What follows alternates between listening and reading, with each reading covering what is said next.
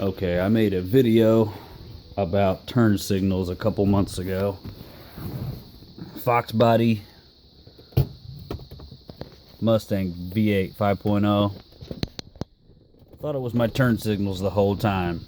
Thought it was my turn signal flasher. So one day I'm just starting the car up. Start it up.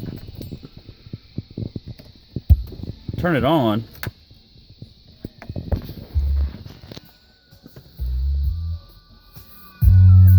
Whoops.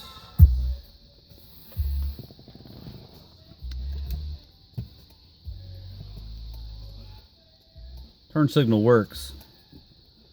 What the problem was, the lock cylinder was turned a little bit too far. Turned off everything. Stereo, heat, all that stuff. So if it's turned too far that way,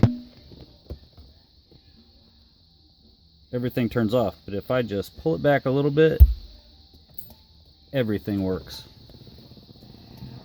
So if you have a problem with your turn signals, your radio, your heat, check your lock cylinder. I'm replacing mine as soon as my part comes in.